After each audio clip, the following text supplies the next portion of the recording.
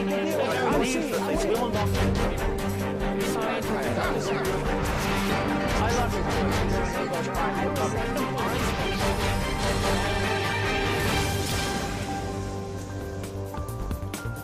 and welcome to Crosstalk, where all things are considered. I'm Peter Lavelle.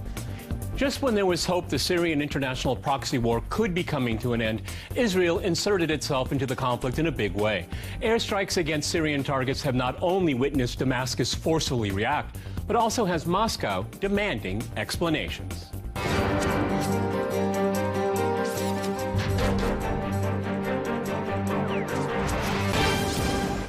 Cross-talking the latest in the Syrian conflict, I'm joined by my guest Ramzi Raroud in Seattle. He's an author, journalist, and political analyst. In Washington, we have Dan Arbel. He is a scholar in residence at the Center for Israeli Studies at the American University. And in Beirut, we cross to Martin Jay. He is a freelance broadcast journalist. All right, gentlemen, crosstalk rules in effect. That means you can jump in anytime you want, and I always appreciate it. Ramzi, you got up earliest for the program. I very much appreciate it.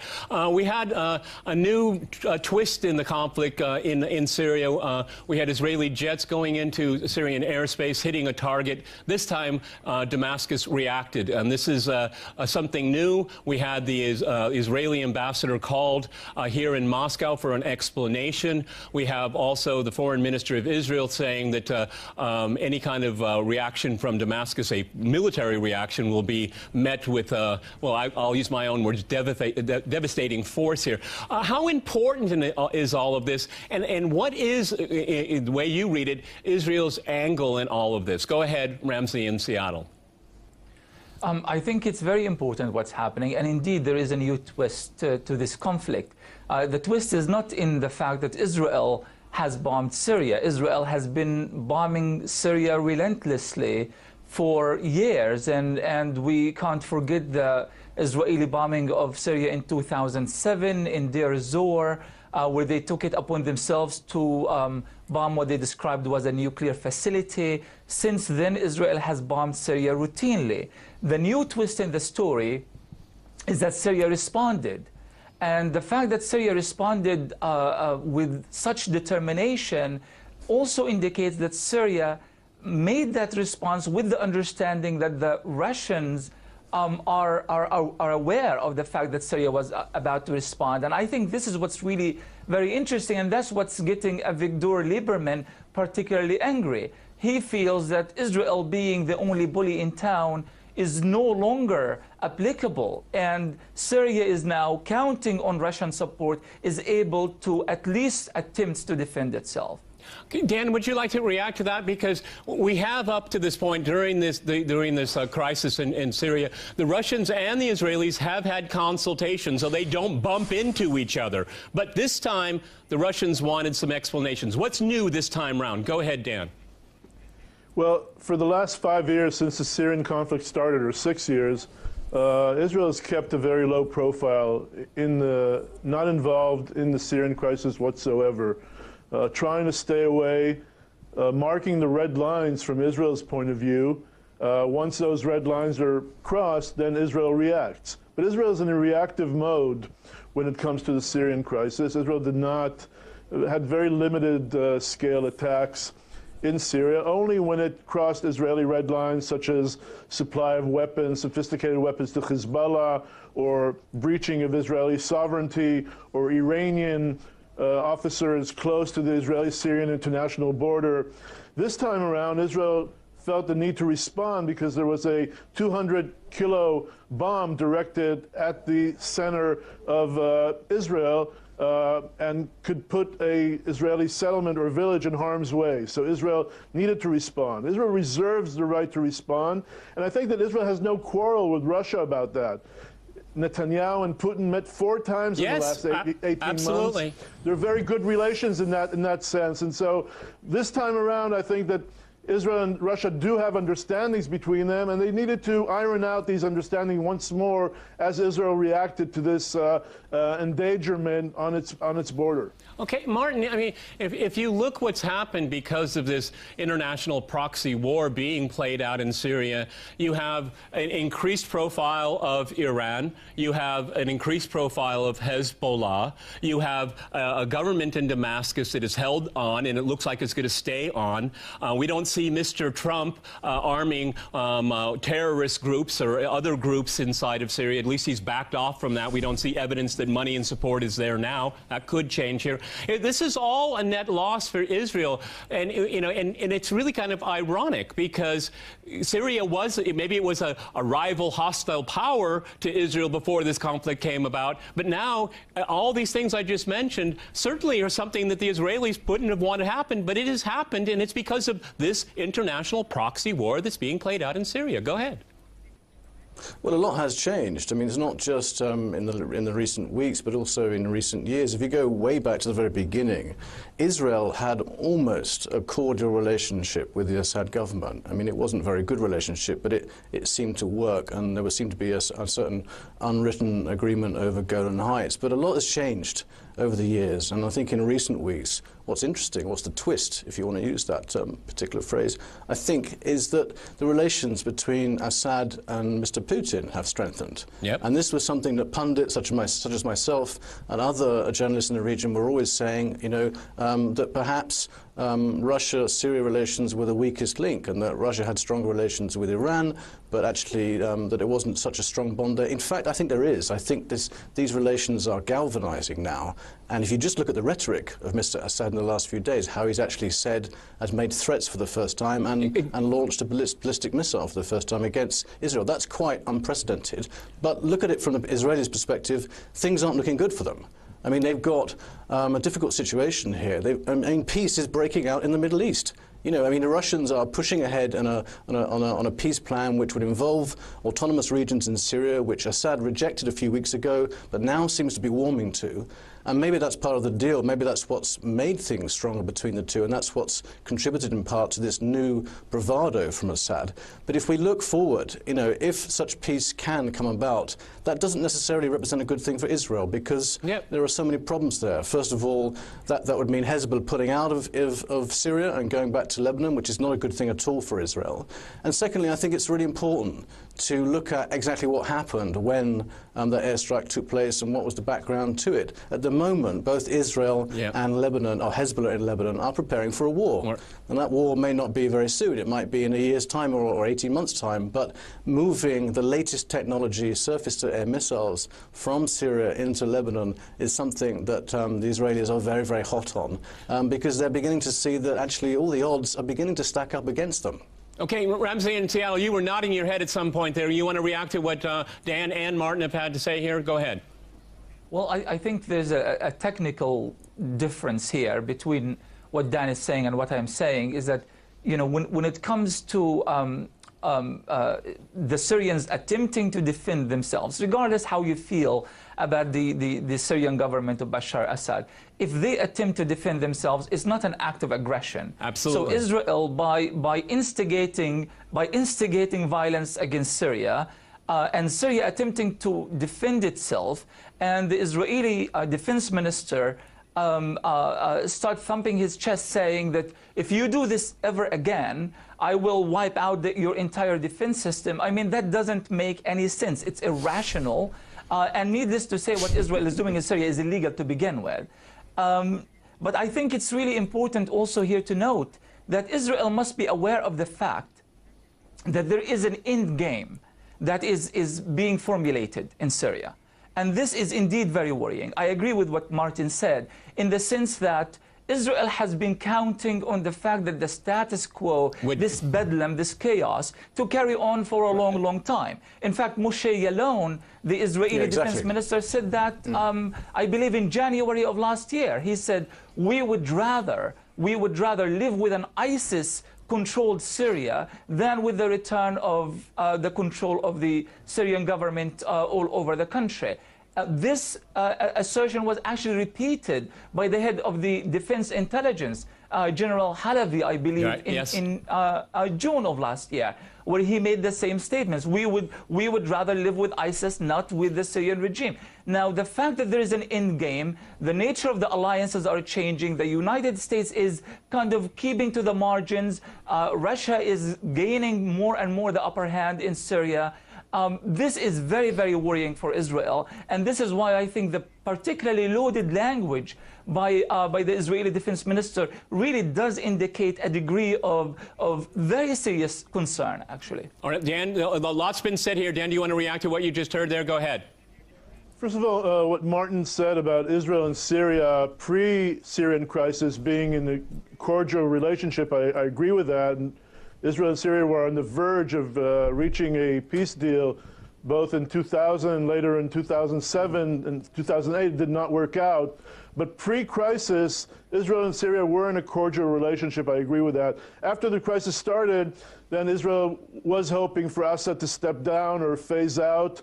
Right now, Israel sees Assad pretty strengthened, and of course is monitoring the situation very closely. But Israel is not siding with any force in this conflict, and Israel is staying within its confines, within its borders, and chooses surgical strikes when it feels necessary to protect Israeli interests. So I don't see any escalation in Israeli activity. Obviously, Israel is wary of the situation. Obviously, Israel is following it closely. And obviously, the words of the defense minister reflect the sense that Israel will not tolerate, will not go with a business-as-usual approach if its red lines are crossed, and that's how we should see it. I mean, Dan, more than that. Dan, I mean, Syria is a sovereign country. I mean, its red lines are its borders, isn't it? Its red line is its sovereignty. I mean, can Israel say, look at other people having their own interest as well as being legitimate? Because you don't seem to be treating the sovereignty of Syria as meaning anything at all.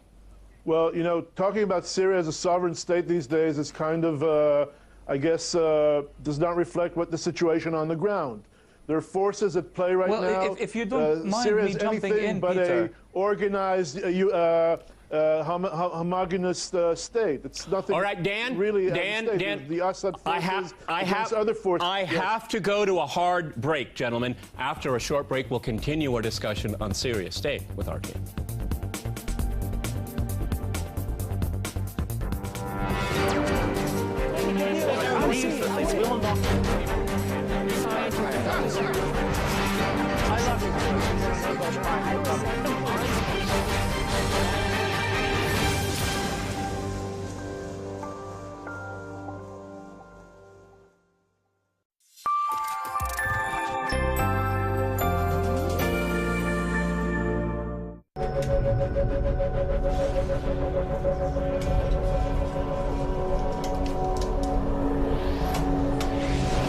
What do you think about sanctions? Easy right or wrong, but I definitely think sanctions are better than conflict. You don't perform for diplomatic reasons.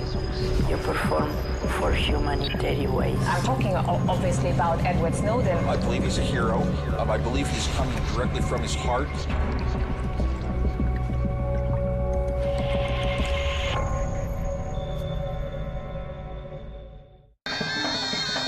أنا قصتي إني ألبس الجلابية عشاني. القصة بتاعتي عشان ألبس الجلابية عشان أشتغل وسط الرجال 6 أشهر بطل. أما طب هعمل منها وكني قعدت 40 يوم نفستني المرحومة وأنت تدي وده يدي الله يرحمه وسامحها. 30 or 40 years ago, she be a young lady and she cannot live between is a man. If she needs a man in the street, she can stay in the street, sleep in the road. Jalabiyah make her no scared of anybody.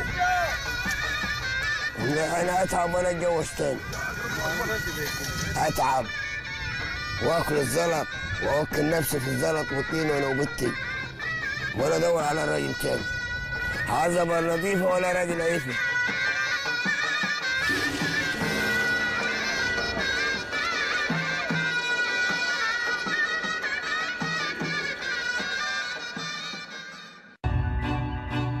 What politicians do is something we don't do. They put themselves on the line, and they get accepted or rejected. So when you want to be president, where would you want to be? Why would someone want to be president? What's it like to be president? What's it like when the phone rings at 3 in the morning? Can't be a good call. I'm interested always in the whys and the hows. And Q Larry. Question more. You can see the border from here by the long steel fence that goes down this side, Goes all the way down.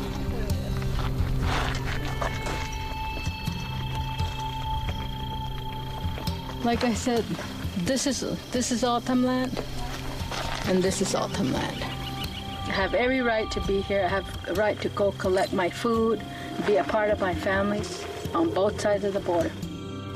I started an organization called Arizona Border Recon. We are a standalone entity that is doing what needs to be done. In the 5 years, it's getting worse.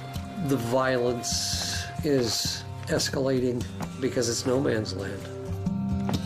Ranchers really get irate when somebody calls it a no man's land. They believe that their ranch is their ranch, and they don't believe that their federal government is taking responsibility for their security like they would for anywhere else in the country.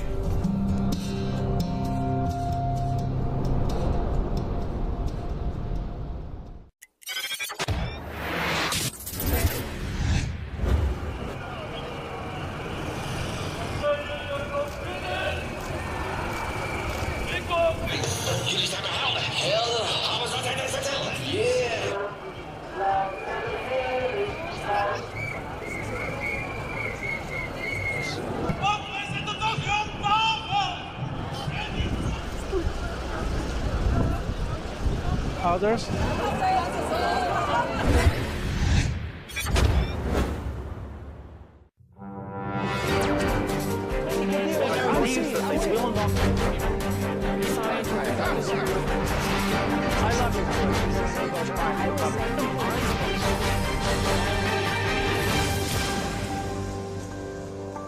Welcome back to Crosstalk, where all things are considered. I'm Peter Lavelle. To remind you, we're discussing the latest events in Syria.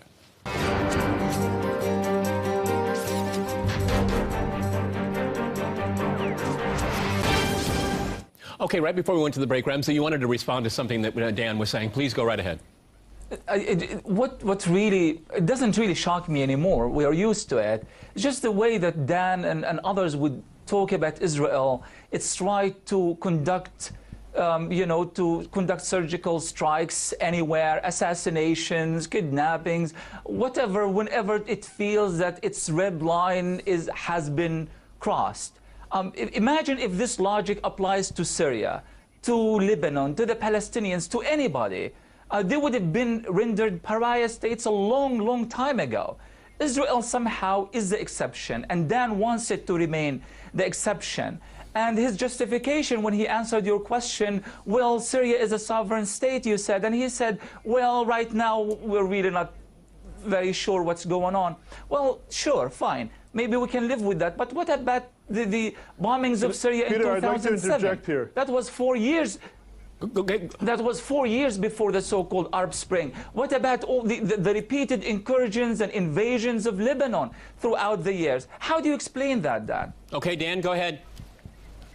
Yeah, Peter, Israel has been very restrained in recent years. But when rockets fly into Israeli territory, or when infiltrators cross its borders, or when there's a buildup of Iranian forces and Hezbollah forces along the borders, and when there are convoys of sophisticated weapons going from the Assad regime, from Iran through the Assad regime to Hezbollah, then Israel cannot sit idly by and not act. I'm very sorry. Israel has to respond to that. And Israel has been very restrained in that regard for a long time. All right, here, Israel is an occupying power. Okay. Israel has occupied the Golan in 1967 and annexed the Golans illegally. Syrian territory nor in Lebanese territory. Israel is at the international border right now. Palestinian lands. Israel is occupying the Sheba farms in Lebanon. Israel is an aggressive pariah state and occupying power. What right do you give yourself to go and decide to be an occupying power, to maintain your military power and control over other nations, and still set parameters of how you control and gauge their reaction? Ramsey, Israel is the only democracy in the Middle East, and Israel has the right to defend itself by itself, and when it feels under threat, somewhere it will else. respond. Don't sell it on All right, RT. gentlemen, I'm going to jump in here. I want to go to... Maybe Fox News will buy that, but not RT. They will not buy it. I'm sorry. Martin, I want to go to Martin in Beirut here. When Donald Trump was inaugurated president of the United States, he said he wanted a plan, an immediate plan to wipe out ISIS, ISIL, Daesh, whatever you want to call it, in Syria. And we have a meeting coming up of the 68 coalition partners, and Russia and Iran are not invited to that when in dealing with Syria. And the irony is, of course, is that Russia, Iran, and Hezbollah isn't a state, it's a resistance movement, but they're the ones that are carrying the water here. They're doing the heavy lifting, and they're not invited to a conference dealing with Syria. That's just lunacy. Go ahead, Martin. Well, I think there's a lot of irony which has been piling up in recent weeks. The irony, I think, right now is we have statements coming from Donald Trump and coming from his people about a longer-term plan which he has in the Middle East, which is going to completely throw Syria into complete disarray. You know, some of your guests have been talking about Israel, and I'm frankly so tired of hearing this cliche that Israel is the only democracy in the Middle East. Give me a break. You know, I mean, let's look at what's really happening. We have confusion in this part of the world. We have Donald Trump talking about a whole new anti-Iran agenda. Syria is a democracy. It's a joke. No, we haven't got time to talk about democracies in the Middle East. But you know, if you look at the aggressive reaction that Israel has towards Lebanon, towards Syria, it's usually driven by very short-term political gains by people like Netanyahu and others. You know, it wouldn't be such a bad thing if Israel was a dictatorship like most other Arab countries. We probably wouldn't have these acts of aggression. But go back to the original point. You're talking about Trump, Peter. What worries me is that we have this very, very short-sighted policy coming from Trump's people, which is, broadly speaking, a whole new agenda on Iran, a new anti-Iran agenda, a program which is set out to marginalize Iran, and more importantly, because it's easier, because it's lower-hanging fruit, marginalize Iran's proxies. But that's completely confusing to me, and I think it's confusing to the Israelis. They must be very worried now. You know, the Iranians must be laughing their heads off, watching the news every day and seeing Trump's initiatives whereby they bomb al-Qaeda in Yemen, whereby al-Qaeda in Yemen were actually fighting Hutus, which apparently are backed by the Iranian regime. And if you carry on with this short-term idea that Trump has of just hitting Daesh everywhere, hitting ISIS, you know, it has some noble aspect to it, but it's only short-term political public relations gains that he's looking for. The Iranians and the Israelis know very well that if he carries on doing that, when it comes to actually hitting Iran, in inverted commas, there won't be anybody around to sign up to fight the Iranians or Hezbollah or Syria or the Syrians. So, you know, I think the Israelis know that the conundrum of Syria is really the problem. You know, if Israel doesn't want to hit Daesh, it doesn't want to hit Nusra. I mean, it has a sort of a working alliance with Nusra. It would much prefer those extremist, hardcore Sunni groups to actually stay in their territories and keep the pressure on. Let me ask Dan. I mean, why is that? I mean, Israel has this nominally this neutral position, which doesn't facts belie that. That's not true. But it would seem that these radical Islamists would be your natural enemy, but you don't see it that way. I mean, here you have the Russians, you have the Americans, you have the Iranians, the very strange bedfellows, and they do see that these terror groups are a threat to world security. But Israel doesn't. Why? Go ahead, Dan.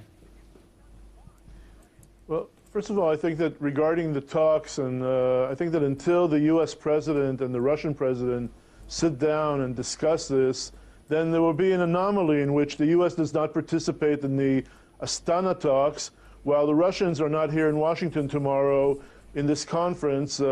I think Iran is a side issue. I think Iran should not be in this conference tomorrow in Washington. But to your question about ISIL, about Israel and ISIS, I think Israel has not been, ISIS is very careful in one thing, not challenging Israel directly. ISIS has not, since this Arab Spring started, since ISIL came to the scene, it has been very cautious as to targeting or to challenging Israel directly. Israel is monitoring the situation closely, watching what ISIS is doing very closely. But until ISIS opens a front, it does not choose to open a front with ISIS. Obviously, in the competition between ISIS and the Assad regime and other forces within Syria, Israel chooses not to side with any of the parties. Once one of the parties comes to power or dominates the other power, then Israel will deal with it. Right now, Israel is not opening a new front with ISIS. Okay, Ramsey, would you like to respond to that? Because it has enough fronts to deal with at the moment.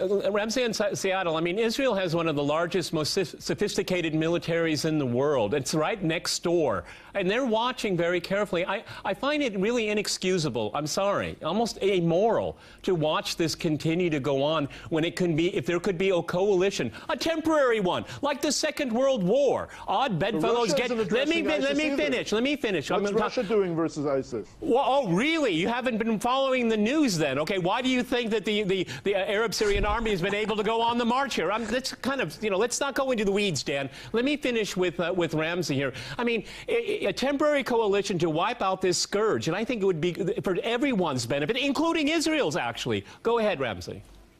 I think Dan's answer is really rather telling about the attitude of Israel towards terrorism in general. I mean, the idea that they would brand Palestinians trying to defend themselves in the occupied territory as terrorists, and ISIS with this extremely dark, violent agenda. Well, as long as they are not really threatening us, we don't have a problem with them. Well, fine. How about Syria? Syria hasn't been really leading an army attacking Israel. Why do you keep attacking the Syrian army while they are battling the ISIS forces in Palmyra? Why do you strike the Syrian army during very specific and sensitive times of their battles against ISIS?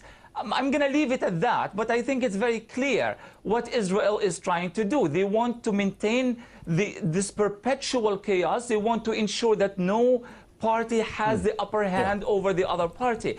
I think this silliness about, oh, they are transferring sophisticated weapons to Hezbollah. What are you talking about? Hezbollah is fighting a shared war. They are on the same front with the Syrian government and the Syrian army. They are sharing arsenals and they are sharing battle plans. It makes no sense for you to keep using this excuse over and over again. In Lebanon, I think it's really interesting. I think it's really interesting to see how the direction of the Israeli 4 airplanes that bombed Palmyra, how they flew over Al-Qaeda bases, flew over ISIS bases, kept them completely untouched. And when they reached their targets near Palmyra, they hit the Syrian army and they went back. And as if ISIS and Al-Qaeda don't exist as terrorist forces in the region. I think it's very telling, and I don't think Israel is not involved. This whole idea, oh, we are just waiting to see what happened at the end. It's really hogwash. It's not true at all. All right. Israel has been very involved. Okay, I want to be fair here. Dan, go ahead, weigh in. You'll have the last word on the program. Go ahead, Dan. Well, Ramsey goes to the classic. Israel blaming arguments. All Israel's fault, of course. Russia in Syria, that's Israel's fault. And ISIS in Syria, it's Israel's fault. Of course, you can go ahead and tell your theories to yourself. But seriously, the situation in Syria is very troubling. I did not say that. Israel is very troubled by the continuation of the atrocities in Syria. Israel would like to see the Syrian conflict solved diplomatically. And the forces that are operating in Syria in their arena right now are operating irresponsibly, and having Iran there only adds to the mix. Iran is part of the problem, not a part of the solution. But Dan, Iran was invited. Very carefully its targets. Iran was invited legally under international law. We've run out of time, gentlemen. Many thanks to my guests in Washington, Seattle, and in Beirut. And thanks to our viewers for watching us here at RT. See you next time. And remember, crosstalk rules.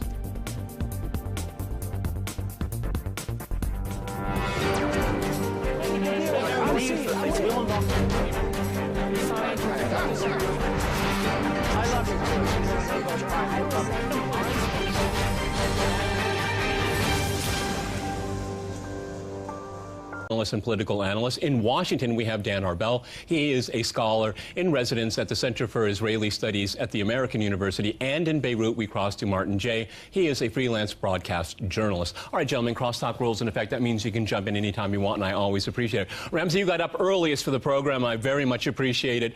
We had a new twist in the conflict in Syria. We had Israeli jets going into Syrian airspace, hitting a target. This time, Damascus reacted, and this is something new. We had the Israeli ambassador called here in Moscow for an explanation. We have also the foreign minister of Israel saying that any kind of reaction from Damascus, a military reaction, will be met with, well, I'll use my own words, devastated. For the last 5 years since the Syrian conflict started, or 6 years, Israel has kept a very low profile, not involved in the Syrian crisis whatsoever, trying to stay away, marking the red lines from Israel's point of view.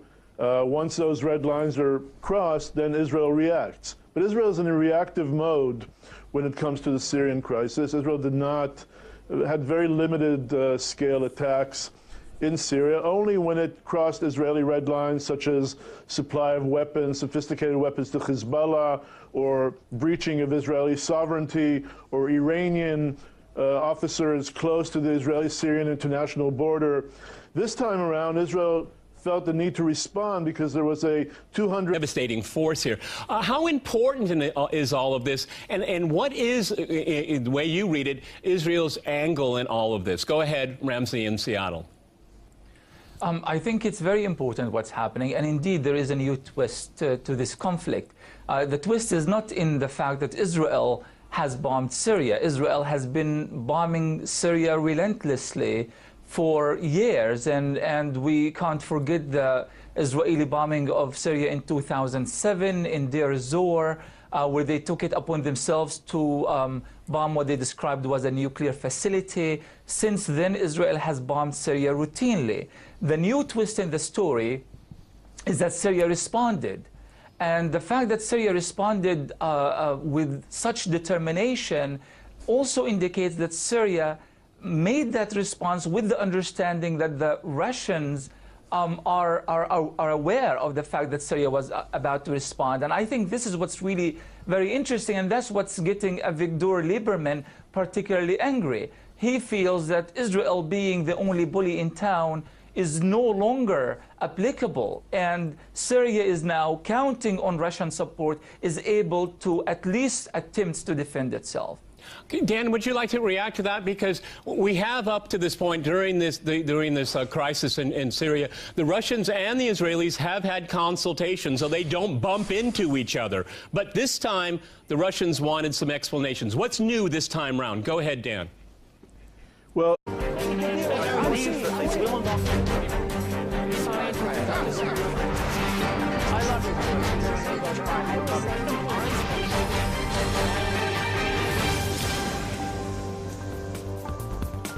hello and welcome to Crosstalk, where all things are considered. I'm Peter Lavelle. Just when there was hope the Syrian international proxy war could be coming to an end, Israel inserted itself into the conflict in a big way. Airstrikes against Syrian targets have not only witnessed Damascus forcefully react, but also has Moscow demanding explanations.